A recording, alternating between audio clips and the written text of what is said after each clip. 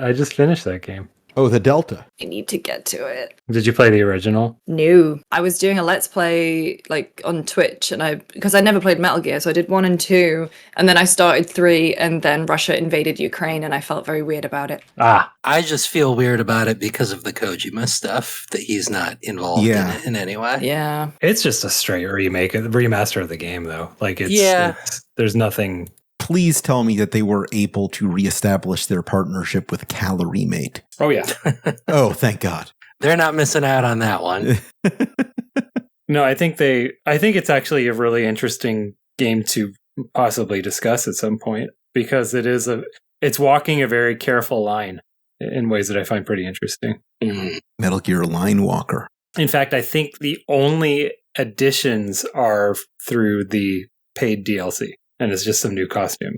It is interesting because you know that if Kojima was involved, there would be a lot of new stuff, like Twin Snakes had. I'd like to think that were he still alive, he would approve of the crocodile suit that was added. Were he still with us today, I'm sure that he would have implemented all these kind of gotcha mechanics where you could roll your favorite wife snake to be eaten in the jungle. It's just different Paz outfits, I think. Yeah. Is the talking about mechanic. Robert Redford? Yes, we're talking about Robert Redford.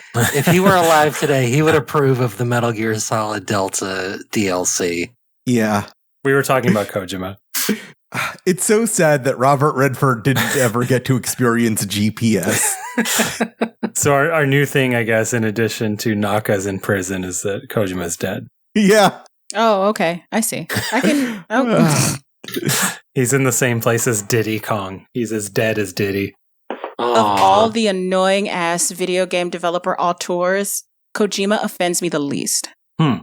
My least favorite running joke on the Insert Credit forums is that someone will post a death notice for Shigesato Itoi, and it will always lead to the Steam page for Pathologic 2. I hate that so much. So bad. I hate this joke. Ain't that just the game that H-Bomber guy really likes and did that whole thing? Probably. Or is that the Darkness? I don't remember if that was the Darkness or Pathologic. It was one of those weird, I think Eastern European developed horror games that were like Silent Hilly a little bit, but with like extra steps, but I wasn't sure which one was which. You're thinking of Hollow Knight.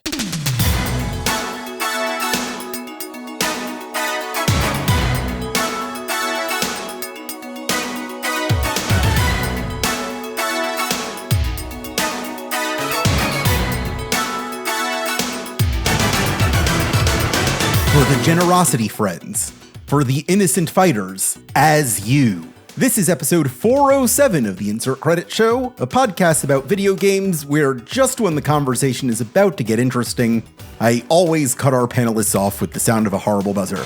I'm Alex Jaffe, kind of daffy. I'm Frank Cifaldi, generosity friend. That did not rhyme, but okay. Oh. I just like the term. I'm taking it. That's mine now. I'm generosity friend. I'm Ash Parrish, and I'm Wrath friend. It doesn't rhyme either, but I like ripping off. You're the generosity friend. Well, I'm Wrath. Okay. We're all deciding what we're the Chainsaw Man demons of right now, I guess. Joining us this week from GameSpot and Friends Per Second, it's Lucy James. Hi, I'm Lucy James, the I'll have a glass of wine with you and you can tell me your problems, friend. That's a good friend. I mean, I get wine out of it, so that's fine. I'm the introducing topic so I don't have to talk about myself friend. We have to pick the kind of friends we are. This is the show where we do just that. Well, we haven't had a chance to talk about it yet because it happened literally right after we did our last show.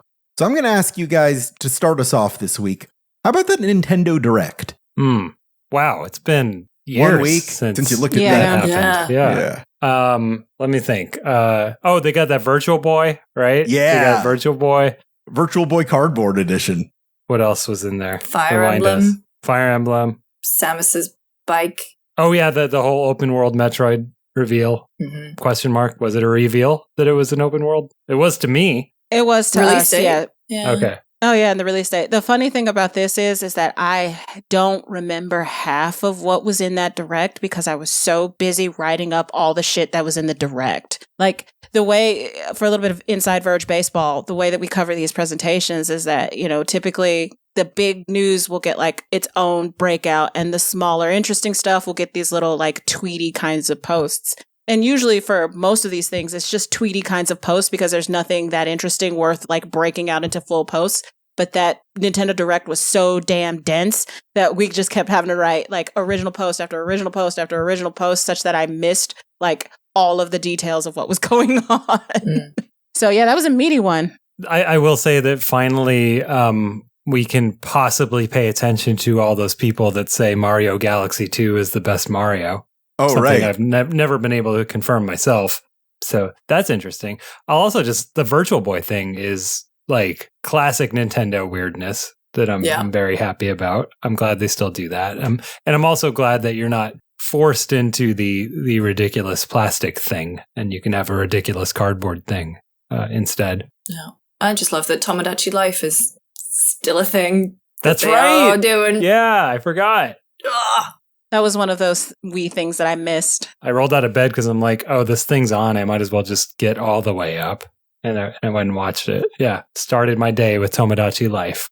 Not Tomodachi Anime, it's Tomodachi Life. That's a commitment. Yeah. I think it's interesting that at The Verge, there has been much blogs written about how Nintendo is like safe and they take the safe route.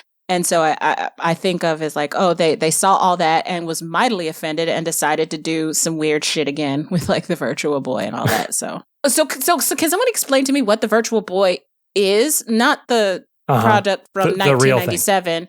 Yeah, but like what is Nintendo doing with this now? Like there's a cardboard thing you put. This was the part that I missed. So the Virtual Boy, you know the basics of what the original product is what you're saying, right? The 90s thing. It's just it's like a big headset. It's like the proto version of the Meta Quest. It's a machine that takes the color red and turns it into a migraine. Yeah.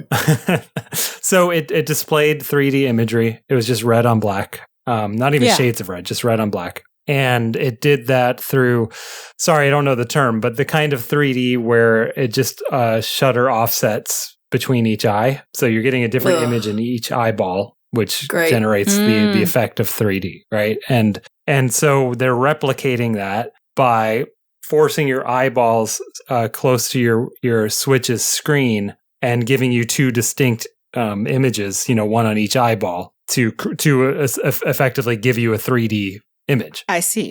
Without any additional technology. And there's a cardboard and plastic versions of this? Yeah, because all they need to do is put it close to your eyeballs and put the correct images on each eye. Is all that really needs to happen for this 3D effect to be effective on you. So it doesn't really matter, what the material is or anything like that. It really like theoretically you could just kind of hold the Switch up to your face, but I think if you jostle a little bit, it's not fun. It's good to know that they have found a use for all of that Labo cardboard that they're not using anymore, that they have backstock of. So we love a company that recycles.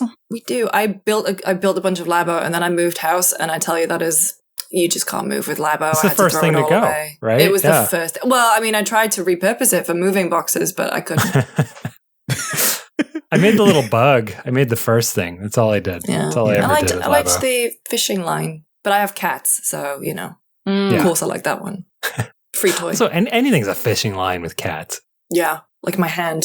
Yeah. Oh, yeah. I missed the boat with both Labo and the Virtual Boy. So this is exciting for me. Well, no one was on the Virtual boat. Come on. In the 90s, no one got that thing. I don't think anyone was on the Labo boat either. No, fair enough. Yeah, it's generally a bad idea to build a boat out of cardboard. But that's all we remember from that Nintendo Direct. Well, I would say overall, it's like, okay, yeah, Nintendo's doing Nintendo stuff. They're still Nintendo. Mm-hmm. They didn't break anything. Yeah. They're releasing a weird toy. That's a new thing for them, right? It's like they're making toys again, kind of. Mm-hmm. Right? Yeah, they got new Amiibo. Always. Yeah, new Amiibo. I was thinking about the talking flower. I guess, that thing, yeah. Did they reveal that its name is canonically Talking Flower? Because that's pretty good.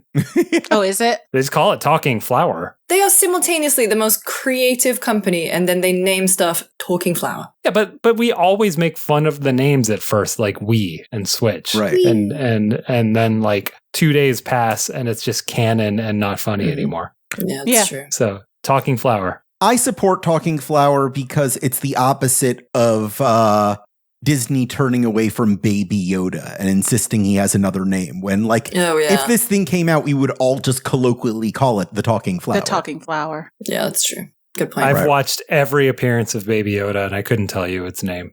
Grogu? Grogu. Is it Grogu? Yeah. Okay. It's Grogu. I got it. Yeah. I have a Bop It Grogu, which is really weird because you have to, like, twist it and twist his little neck. Oh, okay. And stuff.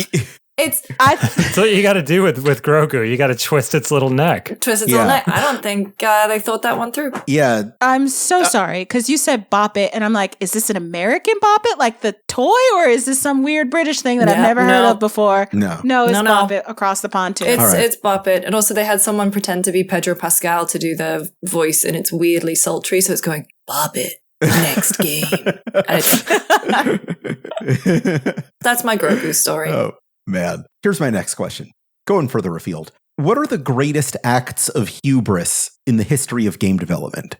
You see that mountain? You can go there. Is that hubris? Because you were able to go there. Acorn was the infamous, I guess. You can plant an acorn and it'll grow into a tree and come back. Oh, yeah. That was Molyneux, right? Yeah, that's Molyneux. That's what Molly would do. You want to know what the bottom of an avatar's shoe looks like? Well, bam, there it is. Yes, that's the kind of thing I'm looking for. Like assumptions that something's going to be a huge hit, or like swings for like predicting what people want or are willing to participate in that are wildly off. I've got a thing. If you pay me a bunch of money, I'll answer this question. Digital asset that you can have in this game, but you can also take to your other games. And you're going to spend a lot of money buying this digital asset so you can do that. And it's going to revolutionize. Oh, wait, shit. We all ran out of money. Yep. There you go. That is a good one. A classic one from the sort of Virtual Boy era would be the marketing behind John Romero's Daikatana. Oh, yeah. Definitely this is the next Doom. You're going to be his ready. B word. Yeah. Mm-hmm. So edgy. Okay, now it's Lucy James's turn. Lucy had something. My cat is going absolutely crazy back there. So if you hear that, over Daikatana, she was like, "Hey, I'm a big fan." No, mine is to riff off what Ash was saying is the way that Ubisoft and Joseph Gordon-Levitt were like, "Hey, you're going to make Beyond Good and Evil 2 for us with user-generated content." Right. And then no one has seen that game in like 7 years. Did they cancel it? Beyond Good and Evil 2? No. They've canceled it probably 6 times internally. Yeah. Never officially. Yeah. Wasn't it at one point, wasn't it based on the tools that they did for the 2D Rayman games at one point? Wasn't that Beyond Good and Evil 2 was using that thing? What? I don't know. Yeah, they had a whole PR push around the tools that they made to do the 2D art in, was it Rayman Legends? Is that the name of it? The 4-player 2D hand-drawn. Origins and Legends, yeah. Like they were really pushing that tool, and I think they were saying that tool was being used for Beyond Good and Evil 2. Am I completely making that up? I have no. There's been so little news so long ago about Beyond Good and Evil 2 that it has just aged out of my memory. I remember them talking about showing off screens of Beyond Good and Evil 2, and we got the lady with the black lady with the big frizzy hair, and I'm like, okay, cool, whatever. And then we've heard nothing about it since. So you could be talking truth.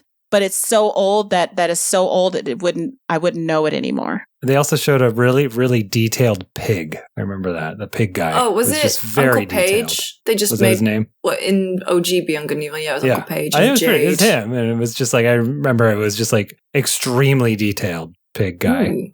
And for the reveal, the visual reveal of Beyond Good and Evil 2. Yeah. Which, by the way, I don't know if anyone's played Beyond Good and Evil. Yeah. It is the most clear-cut evil in video game history. It's just these are the bad guys. There's nothing, there's no gray area in Beyond Good and Evil at all. Terrible name. Maybe it's Beyond Good and Evil in that it's so far beyond evil that it's clearly super mega evil. It's not an ambiguity term, but an extremity term. Also, more generally, and like not to be mean and no shade to the developers out there who are working on your multiplayer live service game, but anybody launching a multiplayer live service game in the year of our Lord 2025 and beyond is an extreme act of hubris, which is...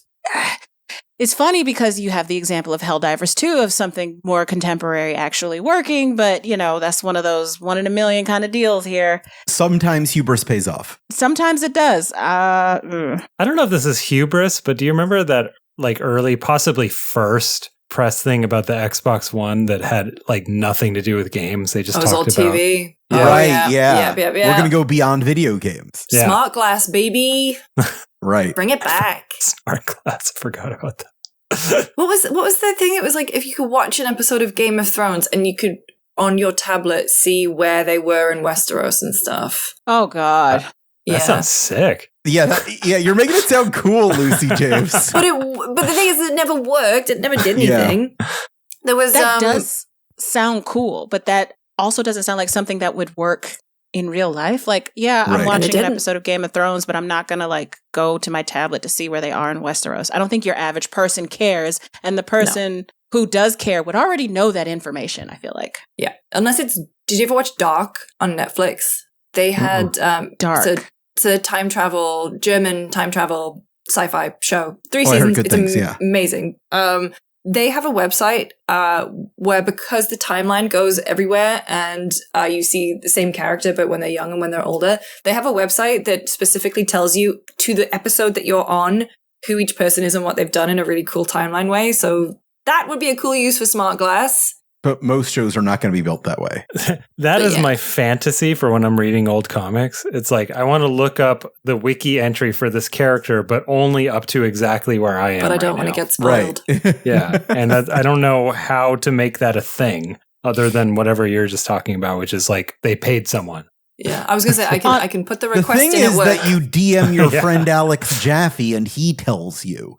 Frank. Unless it's Marvel, but you don't when he tells you to fuck off. That's true. I don't read Marvel. Right. DC doesn't have a convoluted history that's funny. I think it does, but that's a different podcast I do. You know, that Joseph Gordon-Levitt tangent makes me wonder, when has a video game benefited the most from the involvement of a celebrity? Ooh. 50 Cent Blood on the Sand. Yeah, imagine if it was just Blood on the Sand without him. And then people bought it because they were like, oh, this game's going to suck. It's a 50 Cent game. And then it turned out to be pretty good. I've heard. That is a good one. Give me the exact question again so that I can mess with it. When has a video game benefited the most from a celebrity's involvement? Okay, involvement could be in advertising as well, right? Yes. So now you're thinking laterally. Yeah. Warhammer. Oh, Henry Cavill did a lot. Yeah. Yeah. Okay. I like that. I did say video game. Warhammer has video games. Yeah, but I think it's mostly a like model thing. No, he plays the games too. Yeah, he was talking about it. And he built that computer. That he did build that computer, There you go. There's that baseball guy who started a whole studio and made a crappy game and stole money. Isn't he really racist? Kurt Schilling, and he's racist, So if not for him, that game wouldn't exist. And also all of those developers who he screwed out of money. Right. Yeah. Allegedly. Yeah, I don't think I can call that a benefit. Well, you said benefit the game. What game? Yeah, I think it benefited him. Yeah. That's and the state of Rhode Island. Right. That's where it was, right? Yeah, I think it anti-benefited the state. Yeah, he took a lot of money from Rhode Island to make that game. Now they're not a state anymore. It's sad. Yeah. Oh, I've got the answer. It is Usher's incredible Merry Christmas Xbox, Happy Easter Xbox, 10-second promotional videos he did for the Xbox One. I think gaming as a whole benefited greatly from those. Yeah, that tide raised all ships for sure. Yeah. What was it? Happy Valentine's Day, Xbox. And it says something like, if you're on the dance floor, keep it PG or something. Oh my God. And wait, it like speaking to Xbox? So he just, for some reason, they just filmed a bunch of them and it's just him sat on a little couch and he goes, oh, it's because he did Just Dance. He was on an E3 stage and he performed for Just Dance. Yeah, it's Merry Christmas from Usher and Dance Central 3. Dance Central, sorry, not Just Dance. Yeah, that raised every everyone. I look forward to that every year. That's my Christmas card to everyone. Just making all of our holidays a little bit brighter. I feel like there was a time in video game history where people really went out for like getting celebrity cameos in games. Like Samuel L. Jackson was the big bad guy in Grand Theft Auto San Andreas. And they actually got Sean Connery to do a James Bond video game. But like that does not really happen anymore.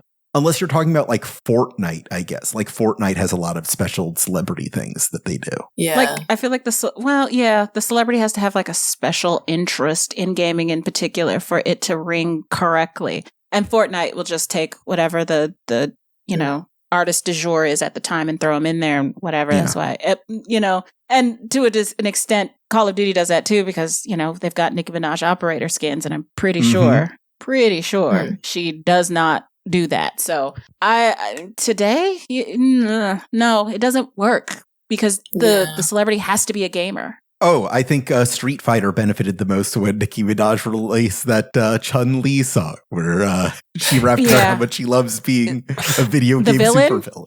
Yeah. And then pick famous Chun-Li. villain Chun-Li. Yeah. I will say that I don't know that anyone would be talking about Grand Theft Auto anymore if Phil Collins hadn't done his mocap performance of In the Air Tonight for the PSP game. Yeah. Did not Is Phil Collins still doing that biopic set in the Grand Theft Auto universe? I think he announced that last year or something. What? Like around the same time we got that Monkey Man biopic. Hey, as a British person, Robbie Williams' starring turn in Better Man is incredible. Even if you don't know who Robbie Williams is, that movie rocks. It's so good. So hey, if whatever Phil Collins is doing, if it's anything like Better Man, I'm in. Yeah. Like they announced Better Man, the Pharrell Lego biopic, and this GTA Phil Collins biopic, like at the same time. Like Hollywood decided, what if we did biopics a little bit freaky? I don't know what anyone's talking about. It's great. Yeah. The Pharrell thing is actually legitimately interesting because I want to see the Lego people say fuck. Oh yeah. Is that brand safe for Lego? Who knows? We're about to find out. They don't have guns, right? Either. So like if they don't let them have guns, they don't let them. It would be really silly if they do like this whole Pharrell biopic, knowing what we know, and like they don't let people say fuck. Like, I can't wait for this movie to come out in August 2024. Oh boy. Yeah, this movie's been out for a year, Ash. You can see it right now if you want. Now I get to see if they say fuck, but I'm also not interested in that at all. I'm not interested in wasting that kind of time. All right. Well, if we haven't, I'm sure we would have heard about it if they said fuck. So I can assume they didn't. Then it's not interesting anymore. All right.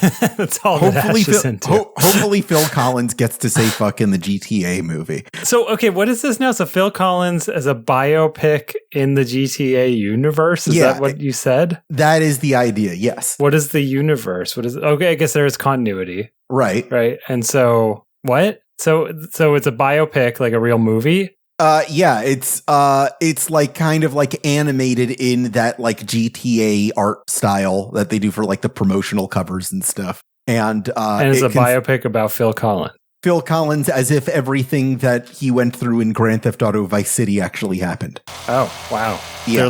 They're leaning into it. It's not just like a funny footnote thing anymore. Yeah. Can I take back my joke? Please do. Okay, thank you. All right. What features would you include in the collector's edition of a video game priced at $100,000? Personal chef. Or like, like cooks you meals associated with the game. Yeah. It's just, hey, I've got you employed for a year, please. If I'm putting in the long hours gaming, I need to have nutrition sorted. Anytime you make a meal in Tears of the Kingdom, he makes it in real time and you get to eat it along with Link. Yeah.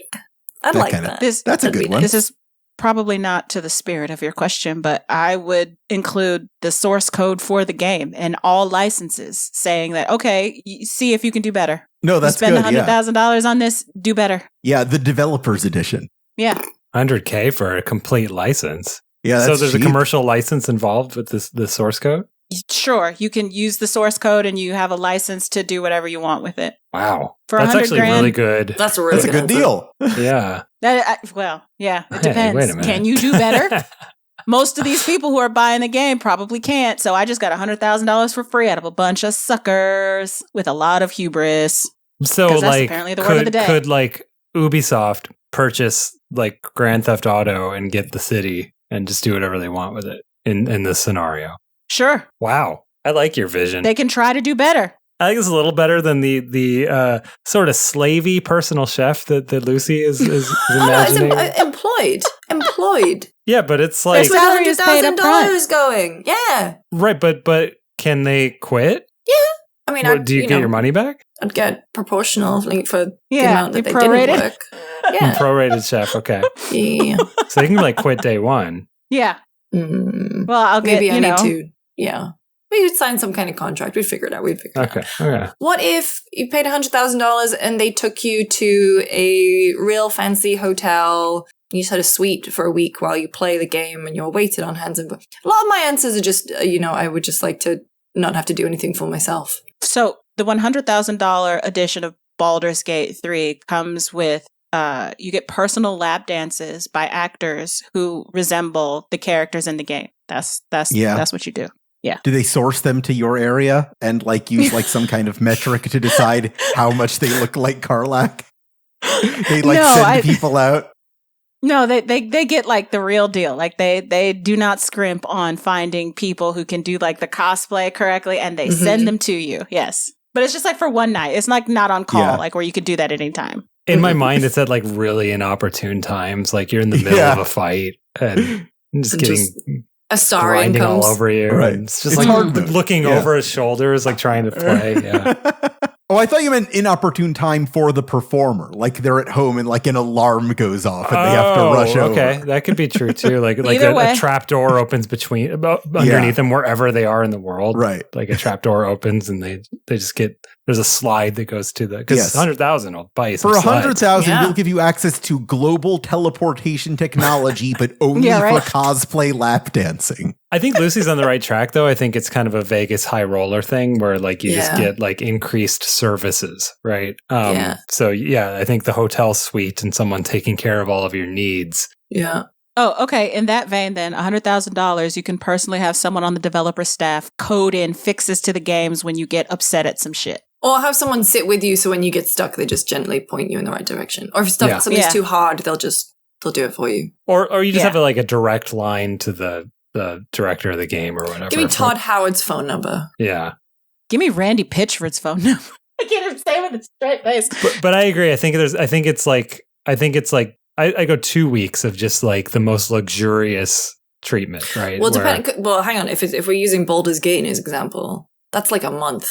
Okay. And you're not doing anything else either, right? Well, we scale it, right? Like we scale the amount of services based on the we go to howlongtobeat.com and we scale based on how long it is to beat. As I've said on the show before, that is actually my recommendation engine these days. Is how long to beat? I look at the 10 things that are under 15 is what I do. Right. And I go like most popular under 15 hours this calendar year. That's how I get all my games now. A good way to like get some shit in there that you probably wouldn't like. I feel like there's somebody out there who says you can beat Silksong in under 15 hours. Or that's like the recommendation for Silksong. And then Frank goes to play it and is like, no, this is ridiculous. Well, it'd have to be like it's averaged based on user input. I didn't know that. I don't use that site. I guess I should. Yeah. Site rules. I shouldn't say stuff like that because for all I know, the people who run it are bad people. I just don't know. Yeah. But the function of it. The service is good. They're probably IGN good owns it now. Oh, IGN owns it? Great. Okay. Yeah. Fine. All right. Before we go to break, Esper is insisting that I made up the Phil Collins GTA biopic. I swear I heard about this. Maybe I was taken in by a fake article. If I was, I apologize. Don't cut any of this out. Just everybody shame me if this turns out to be a fake thing. I look forward to your retraction next week. No retraction, just admitting that I might have made this up. We'll be right back after a quick break. Squadala! We're off! Maybe they were so embarrassed about it that they just blasted it off the internet. That does seem like the simplest explanation, doesn't it? That's the most obvious thing that could possibly be happening in this scenario where you kind of remember a movie being announced. Yeah, I think I'm being gaslit by the entire internet right now. Yeah, you're being Michael Douglas the Gamed right now. Clearly, the most a video game has ever benefited from a celebrity is Chris Pratt as Mario. I don't think anyone knew Mario before that. That's a good point, yeah. Mushroom Kingdom! Here we come. Here we come. Jack Black dipped his voice a whole half octave to play Bowser. How dare you disrespect? I didn't know he could do voices. Jack Black? Yeah, I thought he just did Jack Black. I didn't know he could do other things. I mean, he is doing a Jack Black impression, for Bowser. I didn't play Brutal Legend, but... Oh, he's just Jack Black in Brutal Legend. Yeah, I mean, that's what I've gathered from the footage I've seen of it. I actually thought he sounded different than himself as Bowser. I thought he actually did a voice, but maybe I'm in the minority on that. No, it very much is like, that's Jack Black doing a funny voice, but it's very clearly Jack Black. Oh, he just dips a half octave. He's like, hey, I'm Bowser now. Oh, that was amazing. Who was that? Thank you. That was Bowser. That was my friend Bowser. That was Bowser. He just said. Who said that? So long, gay Bowser. Yeah. He just walked out. Squad-a-la! We are back! It's time for us to go to the question hole. This is the part of every episode where I take one of the questions submitted to us at patreon.com/insertcredit, where listeners who give us just a few dollars a month get access to the forum that lets them send us questions. They get monthly bonus episodes and other fun and interesting and exciting surprises. This week's question comes from SwirlTheNumber, who asks, could there ever be a good Garfield game? Sure. Apparently there is. Garfield Kart 2 came out this week, right? They did say good Garfield game. Yeah. That's what I'm hearing from people whose opinions I respect and trust. I'm dead ass. I'm going to Metacritic. Is this an old question? Because clearly this predates Garfield. Yeah, the events of this week. Yeah. Is this deep within the hole? There's only 4 critic reviews, 65 from Xbox Era. There you go. It's a TBD. Sounds like it's from a video game journalist. I don't trust I don't trust What is it on Steam? Paid reviews. Oh, that's a good. Yeah. Good metric. Mixed on Steam. Yeah, on Steam it's a 3 out of 5. 136. You can make a good character platformer out of anything. So is it a possible? 3 out of 5 isn't a bad game. But it's a fun game. Basically the insert credit score of approval for a game. Yeah. It's basically 70%. I don't think that's mathematically true. But it feels true. Some kind of cooking mama, but it's Garfield. It's, like a making lasagna. Cook? Garfield does not make food. He doesn't make the food. He just eats the food, right? I immediately see the flaw in my idea. What we know about Garfield is he eats lasagna. He hates Mondays. He squishes spiders, but he doesn't chase mice. He ships Nermal off to Abu Dhabi. He kicks Odie off. That is not the ships that I thought you were going with. Who does Garfield? He was Mulder and Scully. Yeah. I'm on the podcast. Do you ever hear about Garfield Eats? Yes. The restaurant? Okay. Yeah. The what was it, like the Deliveroo? No, wait, that's British. Yeah, the delivery service. I think it was just in Dubai, right? I thought it was in Canada. Yeah, I thought it was Canada too. Maybe it made its way over. I'm thinking about a very old... What is this now? My Garfield brother made Bit. The official licensed Garfield takeout restaurant. Yeah. Oh, I don't know anything about that. There's a Garfield delivery service for it. I think you could get more than just lasagna and pizza. You could get, you could get a Garfuccino. That was the one bit I remember. Oh, what's in a Is it orange? Is the Garfuccino? I don't think it's that clever. Oh, look it up. I don't know. Every day we stray further from... Garfield creator Jim Davis described Garfield Eats as entergaging, a portmanteau of entertaining and engaging. Oh, I'm glad that. Okay, so this was a Garfield themed restaurant in Toronto. It's Toronto. Okay. Why did I think it was in Dubai? Maybe there was some other bit that they were doing that was in Dubai. Because I'm on Food and Wine magazine, and this guy is talking about how he ate at the Garfield restaurant and had Garfuccinos, and I wanted to know if he had any pictures of the Garfuccino, and he doesn't, and I'm very upset. I want bright orange coffee. Garfield Eats was in Dubai and Toronto and London, Ontario. Okay. Okay. Oh. So it's a worldwide. So there have been Garfield games where they just plop them into generic game tropes. Like there's the Sega Genesis game where he gets sucked into a TV and it's like, this stage is the horror movie. This stage is the whatever. Oh, they did Garfield Gex. Yeah, basically, yeah. Garfield. I think it predates Gex. I think Gex was based on Garfield. The Garfield video game, yeah. So I think you can plop him into any he's in this karts racing game. That's not in character for Garfield, right? Like he doesn't need to be in character for it to make sense. Like I don't think Garfield, first of all, is competitive as a character, and second, cares to drive. He would rather stay home. Is he in Fortnite? Is Garfield in Fortnite? Not yet. That's the correct answer. Really not good question. Is Garfield in Sonic Cross Worlds Racing, whatever? I do not believe so. No, I don't think so. They're just leaving a lot of money on the table. The fact that Garfield can be used for anything, regardless of a personality trait, makes me realize in this moment that Garfield is, in fact, the American Hello Kitty.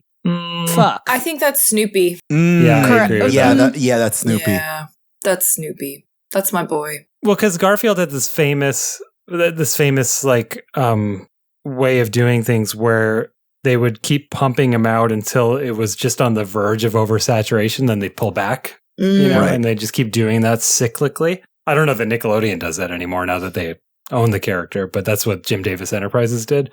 Hello Kitty is just a constant, 50% hum, right? Of saturation, whereas Garfield was more of a throw everything out and then, exactly. So no, I don't think so. But Snoopy, like Garfield phones washing up on the shore. Snoopy is 100% a 50% hum. Oh yeah. Snoopy's approaching like a 75% hum. That boy is everywhere. I'm going to push back on the Hello Kitty analogy and posit that unfortunately it's probably Mickey Mouse. Yeah. Mickey Mouse might be the American Hello Kitty. Yeah. Mickey Mouse doesn't have any personality traits other than sometimes calling something swell. Yeah, and he does the right thing. And he's beloved. And if he shows up, especially in a video game, we kind of do pay attention. We all played fucking, what is that, Mystery Mansion or whatever it's called, or Castle of Illusion. We fucking love that shit. And if you mean to tell me if they made a new Castle of Illusion tomorrow, we wouldn't all jump on that shit? No, that's not, that doesn't ring true to me. We all popped off when he showed up in that Kingdom Hearts Hot Topic hoodie. Hey, when spoilers for Kingdom Hearts 2, when they do the fake out that Goofy's dead. Yeah. And Mickey, curls his hand into the fist and he gets really angry and he goes, "They'll pay for this." Yeah. When he shows up with a that fucking Yoko Keyblade, track it's starts. lit. It's lit. When he shows up when you die, I think it's either 2 or 3. You die and you can, you can have this option where he shows up and fucking helps you, dude. Yeah. I know it's because I did not play 3. Okay. He's the king. So Ash, did you show up in 2013 when there was an HD remake of Castle of Illusion? I didn't mean we as in me. I meant we as in the collective gamers, but I'm outside of that. Yeah. Did you show up for Epic Mickey? I did not. Did they make another Epic Mickey? They did. I feel like they did. Mm-hmm. Apparently, it was a musical. I'll never know. Oh, like Joker. Yeah, exactly. Yes, exactly. The Joker sequel was based on Epic Mickey. Epic Mickey 2. In the same way Gex was based on the Garfield game. Right. This all tracks. Speaking of they'll pay for this, I want to know some examples of writing from video games that you've really genuinely unironically love. They'll pay for this. Right. That's in the canon. That's our baseline. Yeah. Had to be me. Someone else might have gotten it wrong is something that I do love a lot. I think it embodies that character in a very heartbreaking way in a very short amount of time. The things that stand out to me is GTA 5, where I forget, what is the black character's name? Is his name Marcus? In GTA 5, not San Andreas. Franklin. Franklin and his friend are talking and he's like, yo, yee ass haircut. I was like, oh my God. Was this improv in the booth? Does Rockstar employ black people? Because this is how we talk. It is one thing that pisses me off about video games is they write people and they don't talk like normal people talk because it's like stage performance and all that stuff. And I understand why they do the things that they do, but it's very cool when video game characters talk how normal people talk. It's triple cool when black video games characters talk like actual black people. That shit is catnip. And so the second point of that is Grace Walker in Wolfenstein: The New Order, when she meets BJ for the first time. And he's wearing this like power suit and he has to take it off because she's like trying to kill him. And she's like, "Who the fuck are you, white boy?" Like Deborah Wilson delivers this line so like, oh my God. It's the thing that I go back to every time when people ask me like, who's your favorite voice actor? Or where's your favorite voice acting delivery? Like it's Deborah Wilson in that role and then after that, she goes this long thing where she tells the story about how America fell and what happened afterward. And like, nuclear bombs dropping on New York and whatever. And she's just talking about the carnage of it. And just the way that she delivers that line, the way that Machine Games like lays out that scene is just like so really fucking good, man. Deborah Wilson. Love that woman. The best part of Suicide Squad, Kill the Justice League. Wait, is she? Sorry. She's Amanda Waller. The best part of it was. Yeah. Yeah, she was very good in that, to be fair. Well, actually, I was actually just thinking of Rocksteady because I was going to say, Jaffe, as a fellow appreciator of this game, I actually think the writing for the Joker in Arkham Knight is some of the best writing for the Joker ever. Mm. Like the Joker is at his best when you're like are mad at yourself for laughing at what he just said. Right. And there's a lot of those lines in Arkham Knight where it's like, oh, that's not funny, but I'm laughing. Was that Paul Dini?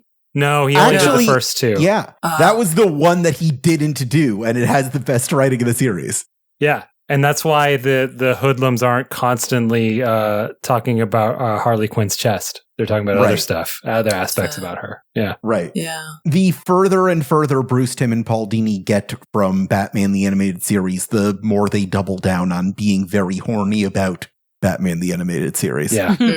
What's really kind of gross about that is that, Harley Quinn's based on like Arlene Sorkin, who was like his friend in real life. And, so that's pretty gross when you think about it. Yeah. I think she thought it was funny. From what I have read about it. She was kind of like a semi-burlesque performer, so she had that kind of relationship with herself. One I really think about a lot from Grand Theft Auto 4 is there's this moment where if like you actually go through the game as much as you can without hurting anybody, and like you get to the first mission where you do have to kill someone, there's just like a tossed off line. Nico goes like, "I promised myself I wouldn't kill anyone here." Aww. I like that stuff. I also love I love Barks. In particular, my favorite is "Shall we gather for whiskey and cigars tonight?" from Dishonored. But like so many of the guards ask that stuff. And like I think Batman has really good ones too. Yeah. It's like, "Hey, yo, it's the Bat." Yeah. That stuff sticks in my mind. My favorite is from that first Mordor game where like the banter is from like the orcs hanging out and they'll like talk about how much it sucks to be an orc. And the one line I would like always cheer for, like the corner of a DVD logo hitting the screen, was, "The only thing what's left to eat is a crate full of rotten fish." Well, what's the one from Shadow? Like, "They got Gary" or something. Oh no, they got Gary. There's one that Brandon Sheffield, who couldn't make it today, really likes from the first Arkham game, Arkham Asylum, where they just ran out of barks, to write I think it was for enemies seeing that others were like taken down, and there's one where the guy just goes, "You as well." You as well. It's so good. And then I'm gonna do a quick one. I think I've said this on the show before, but there's a game on the NES. It didn't come out, but I find those. It's called ridiculous title, Bashy Bazook Morphoid Masher. That's the name. I don't know why this didn't come out. There's a part where you can go into these rooms and sort of get these first person views where you talk to people. They give you hints about navigating the world and stuff. And you talk to this person at the end of the first level, and they're telling you about the boss you're about to face. And they say the line, "Take the elevator. We're mopping the stairs right now." There are no stairs in this world. But it's just, there's this implication in that line of this being like a real place where people like work and mop things that I just really enjoyed that just throwaway line that just really like colors that world. I love that line. Well, they don't want you to slip. And it's like, again, there's no stairs. All you can do is walk right and right up this elevator. But there's this implication that like behind the screens, there's other pathways and stairs and stuff. And yeah. All right. Our next topic. Which video game character do you think you could be friends with, but would probably be the most difficult person in your friend group? Ooh. Oh, no. I don't know. Sonic. Yeah? Yeah, I think Sonic would be a good buddy. No, I think he would be too flaky.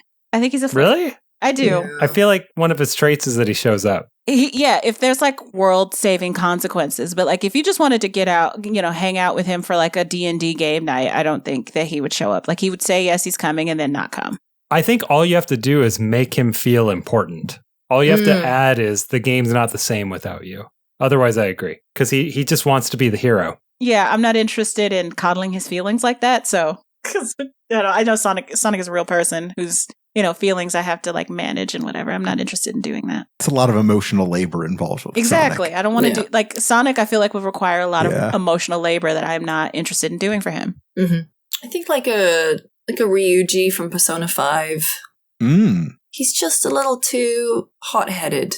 And that's not always the vibe. I do love him though. I love him too. I do love him too.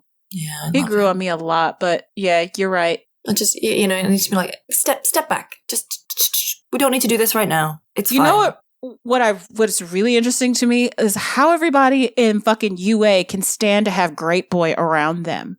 And he's still there. And they haven't like punted that motherfucker into the sun yet. He still gets to be a part of the group. That's probably like one of those other things. Oh yeah, I'm talking about My Hero Academia, by the way, which is not a video game, but every cast of every anime needs the Joe Corny guy, I guess. Yeah.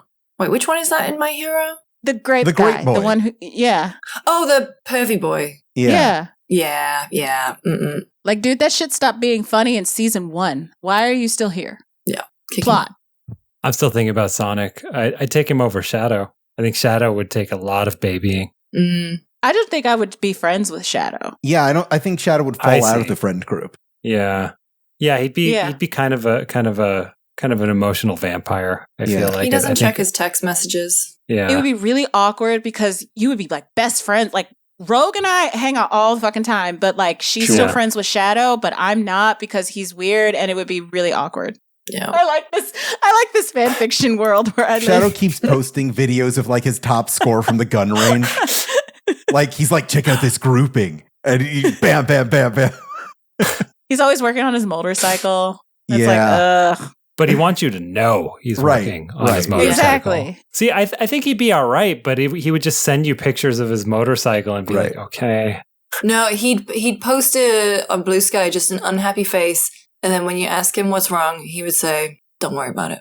Oh, he's definitely one of those people that vague posts. He writes things like, and so it begins, and then hits post, and no and one then knows what he's talking about. You ask him like privately what it's about because you want to help, but he's like cryptic and vague about it because he wants to be difficult on purpose. Like you just inquiring is enough for him to get like the emotional feedback that he needs, and he's not interested in actually like talking. He just wants, like emotional vampire, exactly like Frank said. I think the difference between Shadow and Knuckles in the friend group is that Knuckles is equally as stoic, but is straightforward about it. He is actually like that simple. Knuckles goes to therapy. Yeah. Knuckles would go to therapy. Like Knuckles would make the exact same post as Shadow would, but if you asked him about it, he would be honest and genuine about it. Like he would open up. Yeah. I think the only annoying thing about Knuckles, though, is that you can't just vent to Knuckles. He's going to try to fix it. Yeah. And by fixing it, he's going to be the guy that's like, oh, this guy was really creepy. And you like a lady talking about a bad time that she had at a bar, but Knuckles will like literally find him down and like beat him up. Like, no, that's not what I wanted. Calm down. Like guys think that's like this thing that women want. It's like, no, we don't want you to do a violence on our behalf. Sometimes we do, depending on the error. But like, no, we just need to vent about this. Calm down. Put the gun down, Knuckles. Knuckles is a good guy, but I don't think he can hang because unlike Sonic, he doesn't chuckle. So when you're like having a bit going, he just will not participate in it. Yeah. He's very straightforward about this. I like how I hijacked the question. Now we're all talking about the personality traits of the Sonic heroes. I mean, we're not even going to talk about Tails because I wouldn't be caught dead being that guy's friend. But of course, no. Tails is not in the group chat. No. Excuse me? How dare you? There's a group chat with Tails in it, but it's not the main one. Right. Yeah. Yeah. Why are you alienating the science friend? What is wrong with He's a try-hard. He just wants you to like him.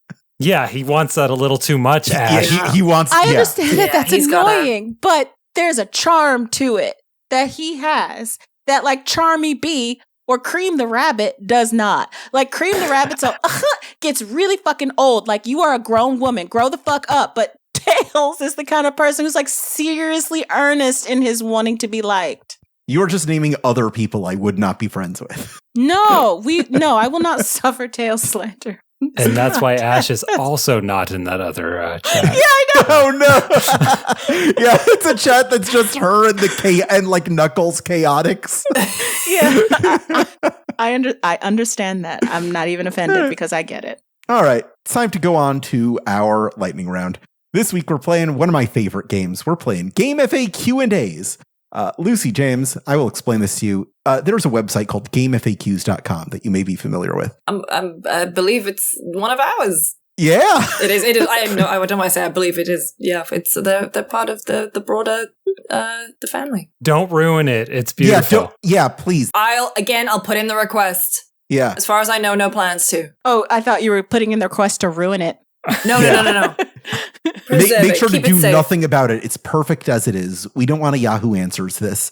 There is a special section for every video game on GameFAQs called the Q&As board, where people like ask questions and any user can like come and answer them. And it always starts with a headline that's in the form of a question and then a body of text. What I do for this is I take those headline questions, I ignore the body, and we try to answer these questions as pithily as possible without any actual regard for whether they are applicable to the game itself. Great. And this week, I am, as applicable to recent releases, I have taken the questions from the GameFAQs Q&A board for Hollow Knight, the original Hollow Knight. So those are the questions we will be answering today.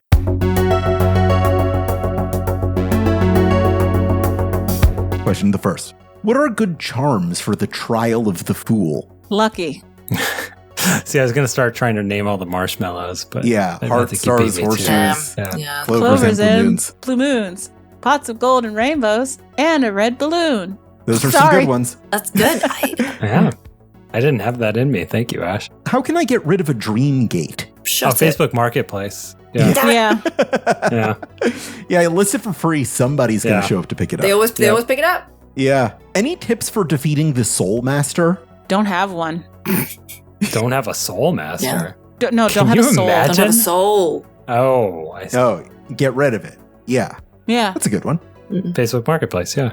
Why did I see an exact copy of me? Looking in the mirror. You were in the Matrix, buddy. I'm sorry. You took the wrong pill. What are the requirements for Embrace the Void? Arms. Late stage capitalism. An open mind. Yeah, there you go. What ability am I supposed to be trying for right now? You want to max your money stat as much as possible, because otherwise the game is fucking unplayable unless you do. True. No. Is that true of Hollow Knight? I don't remember.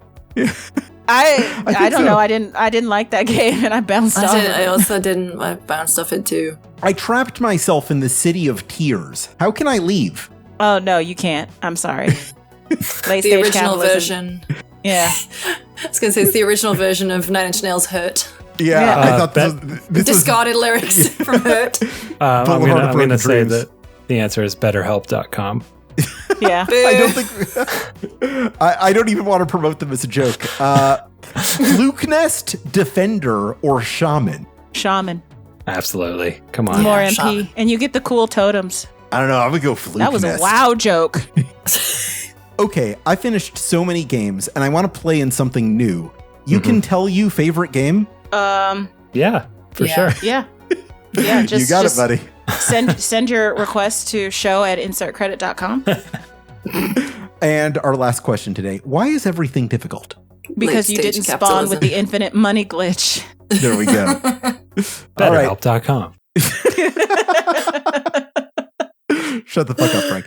Congratulations, Lucy James. You are our winner this week. You have won this week's episode, which means I'm going to talk to you off mic to come up with a question for next week's episode.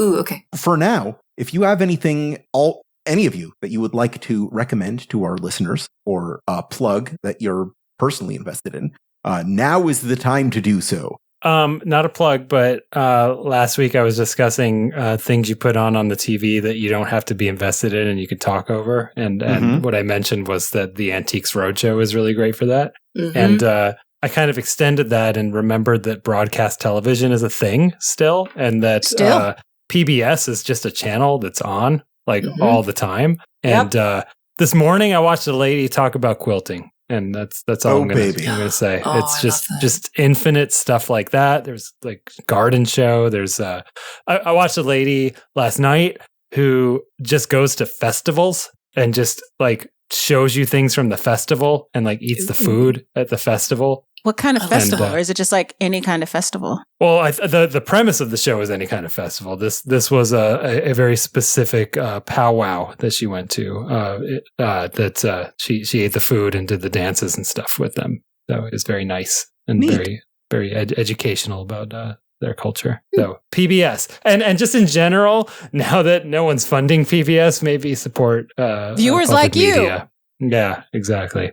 When I was at my poorest, when we couldn't afford any kind of subscription service or cable, PBS, man, that shit saved the day. Mm-hmm. Yep, 100%. I will also say PBS. that it's just also nice to put something on that's clearly coming from the heart, even if it's really hokey. I think I had been missing that.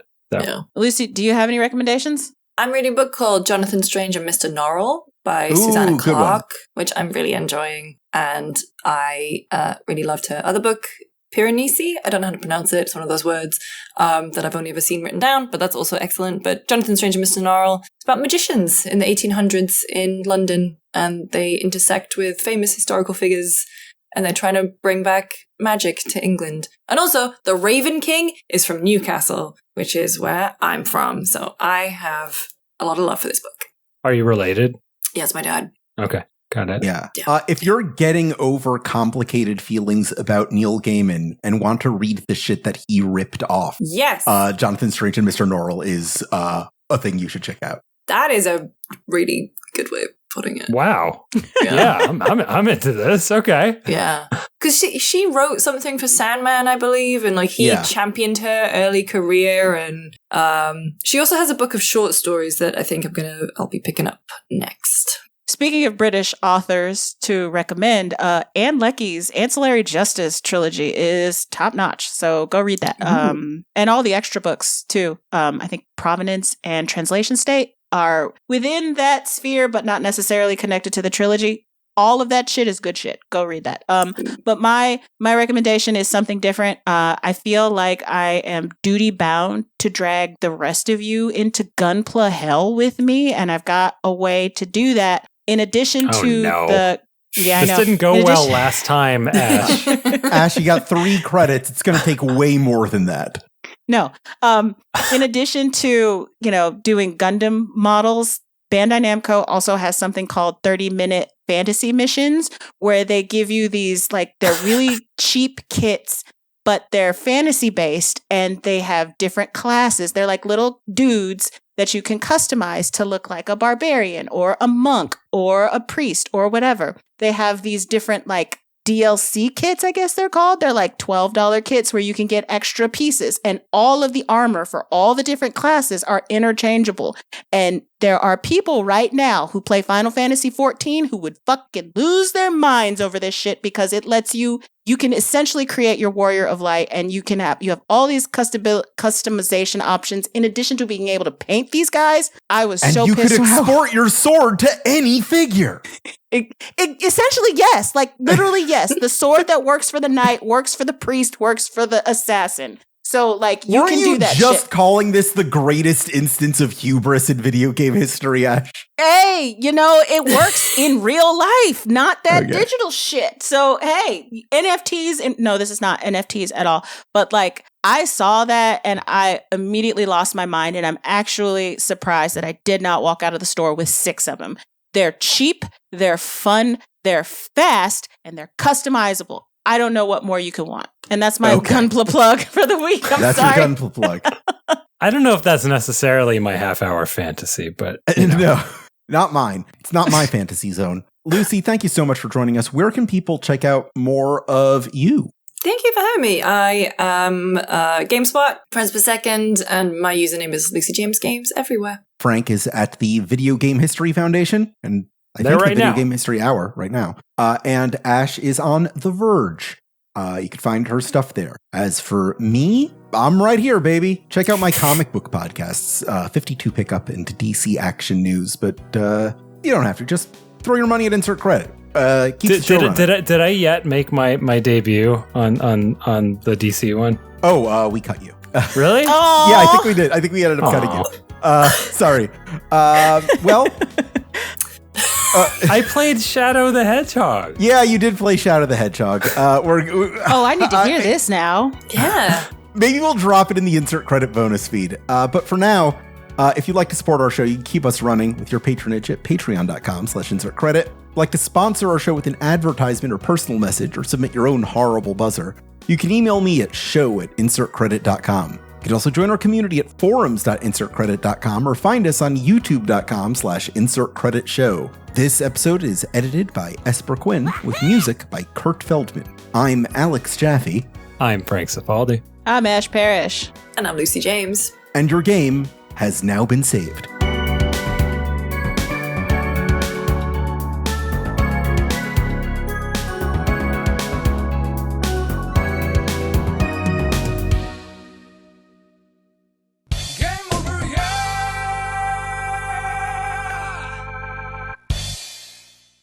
Yay, you can turn off the console now. Yes. Hooray. We have done the thing. Thank you, everyone, for participating in my grand experiment.